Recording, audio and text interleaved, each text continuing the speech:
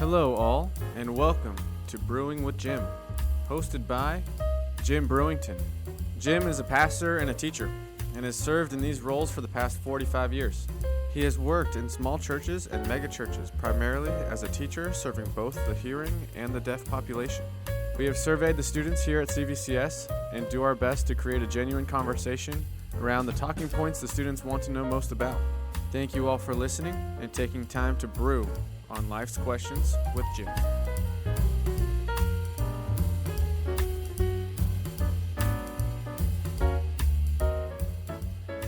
Hi everybody, welcome to Brewing with Jim. I am your producer, Grady Sanchez, and today, and as always, we have Jim. How you doing, Jim? As always. Hello everybody, it's good to be with you. Thank you all for listening to the show. If you would like to interact with us, please send us an email at brewingwithjim@gmail.com. We look forward to your insight, and we are so thankful for your listenership and for your interactions.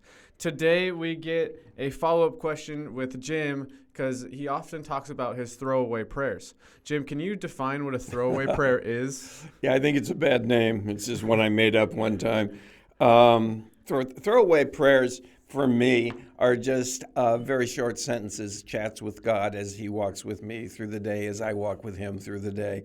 It may be one sentence, and I pray it, say it, utter it to him, and then forget about it. Okay, because that's what I had a feeling they were, and so I was trying to understand what they were going through, and so as you have mentioned the definition, I'm thinking of my own, like every night. I have been trying to be more diligent about me working out in the morning. And so I try to get up at 5 and work out. And so every night before I go to bed, I was just, Lord, please get me up on time. And that's it. And that's it. That's it. Yeah. Yeah, you don't have to get on your knees and King James it for 30 minutes. Most omnipotent potentate of the universe, I beseech thee to walk with me. No, I don't. That's not how I talk to God. Yeah. I talk to him as a friend. He is the omnipotent potentate of the universe, but he's also my divine buddy who walks with me and rides in my car and helps me find a parking space. Yeah. And so far this year, all of those prayers have come through. I've got my workout in. I'm very happy. It sets my day right. So Lord, thank you for giving me that discipline. Speaking of Lord, the Lord answering my prayer every morning, has the Lord ever answered a throwaway prayer for you? Many. But I have, if you'll allow me to go through this, the report of this incident of a throwaway prayer. Yes, please. It may take a little bit of time to do this, but one of the memorable times he has answered that prayer is stellar. And here's the deal. When I grew up, I need to give you some background, and then I'm going to give you something that happened in my life, and then I'm going to tell you about the throwaway prayer and what the result of that was. Okay.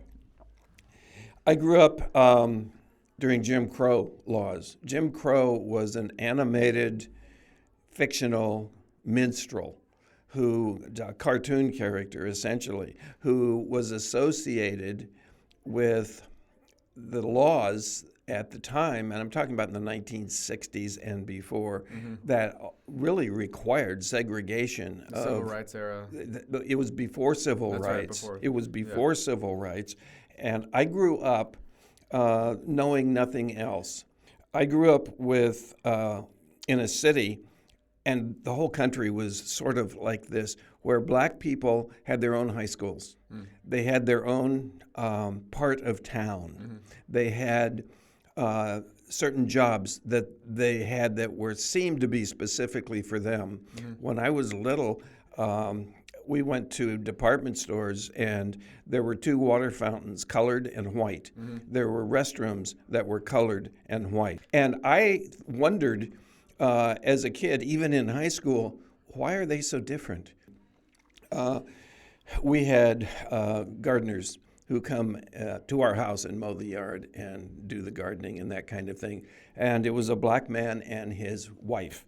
And they came one day with their little boy. I guess he was about my age, 9, 10, 11 years old. And I went outside to play with him because he wasn't really participating in the activity in the gardening. And my dad came out of the house and took me by the hand and brought me back into the house, and he said, "You can't play with him. I have a business in this town." Oh. And I said, "Can I play with him in the backyard?" No, you cannot play with him. That is the way I grew up. And I had that deep within me, that there's something that I can't relate to these people. I can't, that they're so different. Okay, here I am in college. I'm kind of thinking the same thing. I don't think about it, but I know of this segregation. And then the civil rights movement came along. And before the civil rights movement, I went to officer candidate school, Navy officer candidate school in Newport, Rhode Island. And we were assigned roommates. It was a dorm kind of a situation. We were assigned roommates, and there were 2 black candidates in our class, officer candidate school. And one of the officers in the Navy came to me and he said, "Would you have any problem having a black roommate?" And I said, "No, not at all." He said, "Well, many of the candidates do." That was the culture and situation of the time. And so they changed roommates, I don't know why, but every few weeks or so in the school. And I ended up having 2 black roommates, and they became very good friends. And I was beginning to think and process even more my thoughts about, why are they so different, and why are we like this? What's wrong with what's going on with us? Okay, fast forward. Vietnam is almost over. The Cambodian boat people are coming into San Pedro, which is a harbor in California. And there were 2 men of the Cambodian boat people, deaf. And they got off the boat, and there was something very different about them. They not only had no language, they had no concept of language. They knew that 2 people were standing looking at each other with their mouth moving, but they didn't have any idea there was a thought moving from one mind to another. And a couple of linguists discovered that this was going on and spent a year and a half just demonstrating to them that it is possible to communicate between 2 people, either manually with sign language, but they knew no sign language. They had no language. The 2 linguists wrote a book, and I read the book, and I was stunned by what I read. And I was fascinated by it because I'm kind of a language guy. Yeah. Anyway, that's a type of guy. And then in April 7th of 1994, the massacre in Rwanda started. Rwanda, as you know, is an equatorial East African country that is populated primarily by 3 tribes, the Hutus, the Tutsis, and the Twa. They have, for generations, each generation, been engaged in killing each other, mostly the Hutus and the Tutsis. The Tutsis decided, I don't want to get into the details and the political reasons for all of this because it's not the point.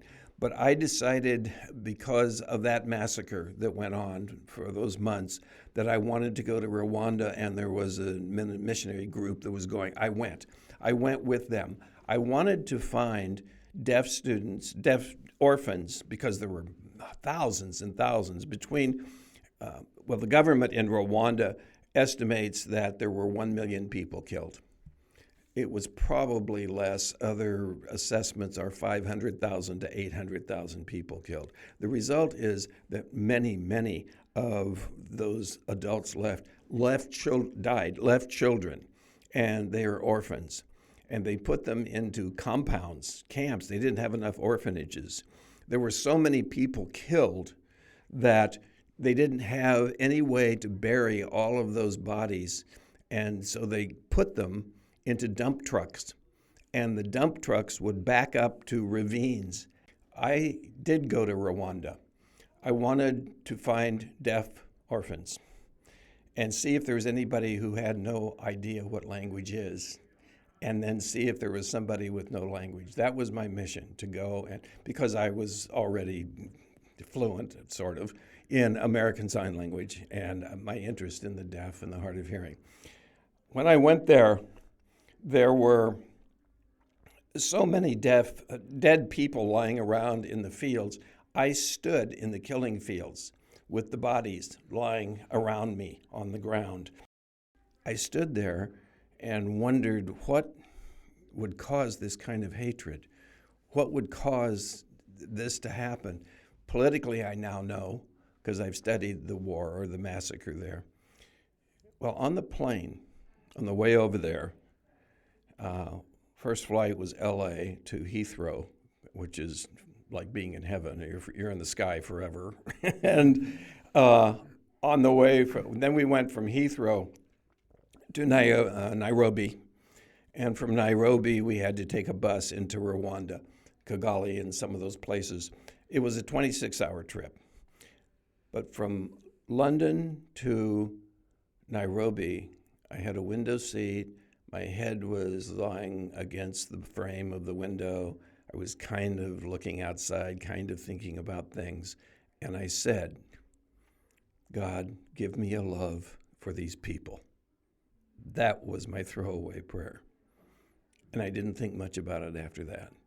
When I landed when we arrived in Rwanda, and I went to the killing fields, and I saw these people, everything that I had grown up with, all those cultural values, all the wonderings of the differences, the pushing away because they are different that was in my mind, it was all gone. It was gone. And I am not colorblind. I can see the difference in the skin tones of different people, but I am now color apathetic. It doesn't matter to me. And that was not my power. That was King Jesus. That was his power that changed my life like that. When I got there, we found a compound with many, many orphans. There were two who were deaf. A little boy who I guess was about 9 years old. I'm sure he didn't know himself. And a little girl who was probably 7. The little girl who was 7 had no concept of language, just like the two Cambodian boatmen that came in. The little boy had a concept of language, but he didn't have a language. He knew no sign language. He knew no spoken language. And I sat down with him, and I started to point to different objects that could be, or tangible objects, things he could see. And I would show them the sign for each one of those. And his mind opened up like it had never opened up before. Now I have a sign that I can relate to this table and this chair. Well, I went back to the place where our group was staying. It was Food for the Hungry House. And there was a table copy of the Jungle Book.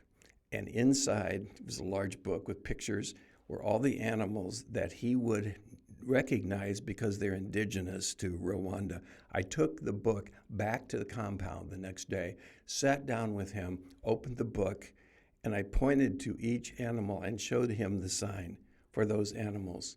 And he laughed, he giggled that he could understand how he could convey this now to somebody else, to me, if they know this language. But now he's beginning to get the grasp of a language.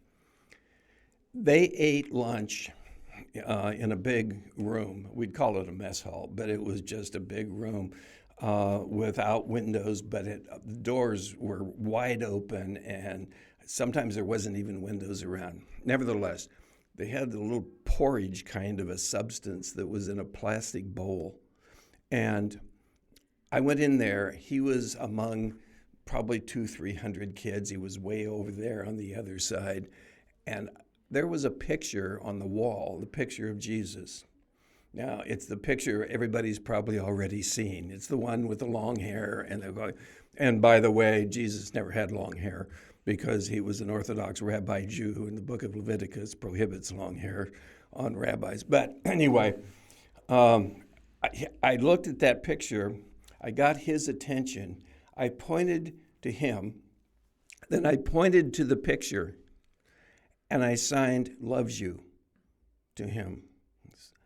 He didn't understand love, the sign for love. That's not tangible. I can't see it. So I went over to him, And I pointed to the picture of Jesus, and I hugged him. And that's the simplest I have ever preached the gospel.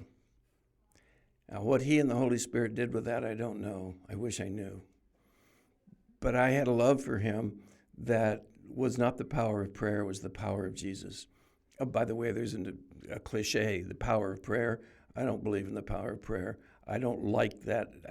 I believe in the efficaciousness of prayer. The efficaciousness of prayer. I like that the knowledge that prayer is effective with people, but the power is in Jesus. It's not in the prayer. The power isn't in something I do. The power is in him. Nevertheless, that was all parenthetical. I don't know what happened to him. I know that when we left, we had a van, and he brought a friend with him by hand to the van, and he pointed to the friend, and he pointed to himself, and he pointed to the van. And I knew that meant, I want to go home with you. And I couldn't do it. And I haven't seen him since. And it's been 30 years. So what is he? 40, 45 years old? I don't know. I want to meet him someday. And I hope I do, but I don't know where he is. When we were there, just to expand on what God did about giving me his power to manifest love, I sat down on the ground, and a bunch, 30 of these little children came around me, and they don't smell good. They smell bad because there's nothing to bathe with there except a bucket of some water they can kind of pat themselves down with. They smell bad, and they came around me, and I didn't care what they smelled like. No, it didn't bother me at all. Now, I happen to be blessed with an icky poo factor of it's pretty high because I can vomit and changing adult diapers. I've done all that. It's not my idea of a good time, but it's not horrible. I can do it, and I can do it.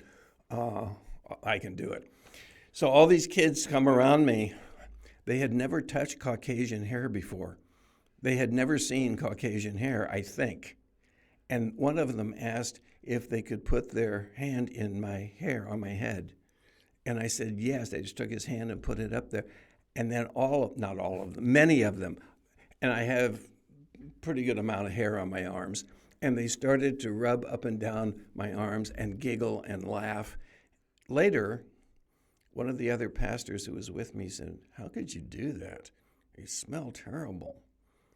I said, I don't know. It didn't bother me. I didn't care. All of that was a result of God give me a love for these people. It was a throwaway prayer. It was just nothing formal, just a small chat with God about something. It was a request. It was a prayer petition. But he gave me that, and it has stayed with me forevermore. I have no thoughts about rejecting, pushing away, not understanding somebody because of their race. And that's true with all races. They're in my life, and they're welcome in my life. They're welcome in my home. They're welcome in my friendships. And that was the opposite of, you can't play with him. Come inside. I have a business in this town. So there's my answer to throwaway prayer. And that one example is probably enough, right, for now. Oh, yeah, there's a lot to unpack, and how, I mean, we're recording this February 1st, so it's Black History Month, but it's so much larger than that. It is. We didn't plan that. No, it's just the everyday of being just somebody who is Christ-like in love. And so one of the things that I thought was remarkable is the idea that Jesus wants the kids running to him. And oh, you're right. I didn't think about that. As you have the imagery of small Rwandan children running towards you, that is like what the Bible is exemplifying in that nature. And it's just like so ironic that the pastor is just like, how could you do that? Well, it's because that's what Jesus wants. How could you not do that? You're the pastor. That's making me emotional because I had never thought about that before. Suffer the little children to come unto me. And that is the kingdom of heaven. It's all shapes, sizes. It's love Jesus and accept him, and this is what it's going to look like in the future. These are kids who've lost their parents, and they're giggling because they're touching hair on my head. They're gathering around. They're seeing the pictures in the book. They don't really understand why I'm signing to this one little boy, but that we went to churches there, and the churches, a couple of the church services, in a building that is mostly tin roof and walls, bullet holes in them, and lots and lots of evidence of the massacre that has been going on. They talk about forgiveness, and we preach about forgiveness here in Southern California and probably everywhere. When an example of forgiving somebody in Southern California is somebody who has cut you off on the freeway. In Rwanda, then, it was forgive your neighbor for killing your children. Whoa, that's an entirely different concept of forgiveness. So I learned those things when I was there, but most of all, just the tiny prayer, just the chat with Jesus. Of course he's going to answer, give me love. That's the whole idea, is to have the love. The way I grew up, there was no opportunity for love. I didn't even consider love of anybody who was black, African American, because it was forbidden. We had 3 high schools. 2 of them were for white people, and then there was Dunbar High School, which was for the blacks, and never mixed anywhere. Never mixed. Even you remember Rosa Parks. The blacks had to sit in the back of the bus. Rosa Parks decided she was black, she was going to sit in the front of the bus, and she was told to move, and she didn't. And that was the impetus, one of them, for the civil rights movement. Mm-hmm. There is, I'm told, a statue of Rosa Parks in Washington, D.C., and all she did was sit down and not move. So a lot has happened, you're right. Yeah, and I'm just constantly reminded of what heaven is going to look like. It's going to be. Well, beautiful. I don't know what I'm going to be like, but I know I'm going to be like him. Yeah, that's right. That's in the book. And so I guess I get to be 33 years old again. I don't know if that's true. I don't theologically sketchy. I don't know what being 33 is like, because as you were reflecting on your time in Rwanda being in 1994, that's when I was born. So I know little to nothing other than I think there was a movie, Hotel Rwanda, and that is my one connection to this occurrence, and like the importance of just taking a small prayer, taking something that is, I think, genuinely coming from the heart in need of that time. It's not this lofty, thought out, big, King James it, as you will. It's this just simple cry. And there's one time in my life where, but there's one specific time where I was going through some hard stuff, and it was just like, God help me. And that's the only words I can ever get out. But he knows the heart. I think he's not listening to the words. Yeah. He's listening to your heart. He knows it already. He already knows it already, and that's the prayer that's giving it up to him, letting him just relieve me of the burdens and taking it upon himself, and that's the grace and the beauty of Jesus. And in those little throwaway prayers, I think those are almost the most heartfelt. I think those are the ones that get down to the core. They don't have to beat around the bush or go. They just go straight to the point and get right after what the heart wants. They do, and they're the most relational. Yeah. Because when I'm with friends, we don't talk all the time, yeah. But we may just a comment here, a comment there. I think guys relate that way more than girls, but we don't have to talk, and then we do. He's with me all the time. You and I know that as we walk into this studio, every time we have recorded an episode, we've prayed. And we don't close our eyes. We don't bow our heads. We just come on in here with us. Holy Spirit, make this happen in the way that you want it to happen. Give me the right words and so forth. And then we're done. And then we sit down, push the button, and talk to each other. Yeah.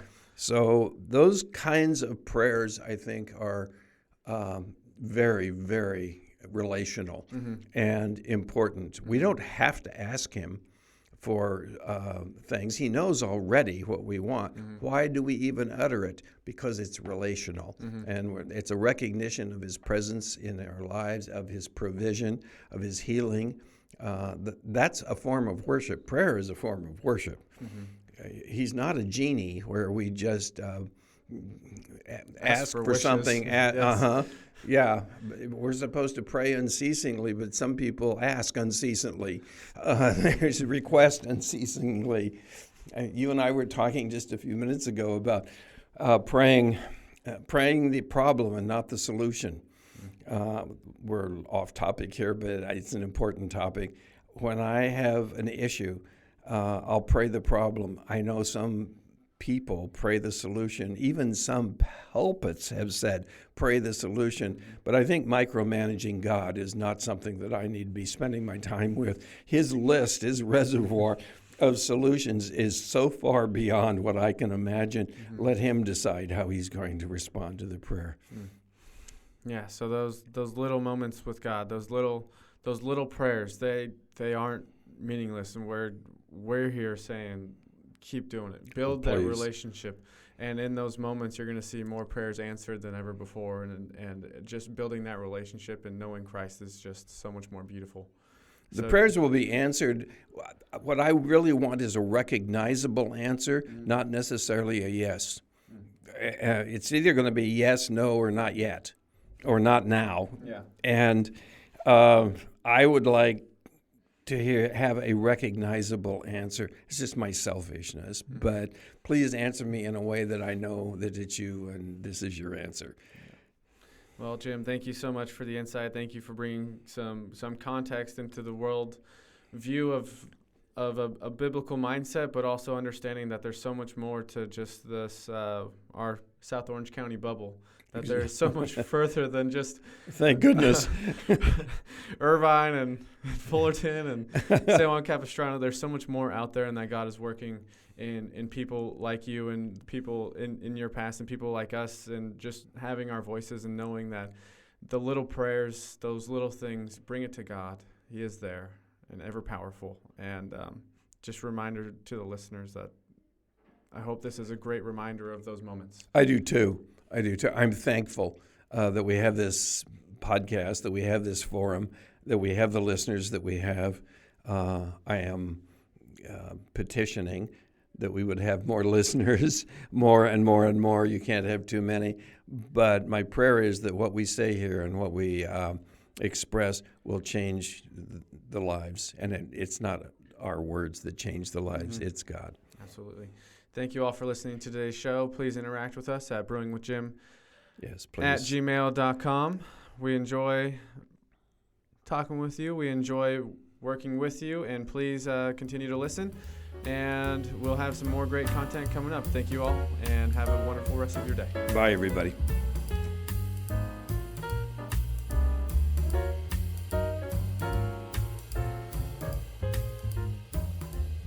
The topics covered and answers offered in Brewing with Jim mine the wisdom attained from a life of pastoral ministry and care. They do not constitute professional or clinical training or expertise in the areas of counseling or mental health. CVCS and its podcast network want to provide a platform for the discipleship of our community. Brewing with Jim is our attempt to foster that environment in a format that is accessible and open for all to partake in. The views, thoughts, and opinions expressed are the speaker's own and may or may not represent the views, thoughts, and opinions of Capistrano Valley Christian Schools or its faculty. The material and information presented here are for general information purposes only. This episode has been a production of the Capistrano Valley Christian Schools Podcast Network. Capistrano Valley Christian Schools is a Christian JK-12 school in San Juan Capistrano, California. Be sure to check out, subscribe to, and leave a review of this show and the other shows on our network on your podcast player of choice. Doing so supports the school community in a multitude of ways. For more information about the CVCS Podcast Network or any of our other shows, check out cvcs.org or email podcasts@cvcs.org. On behalf of the whole network, this is Mr. Jasper saying thank you again for listening, and stay tuned for more.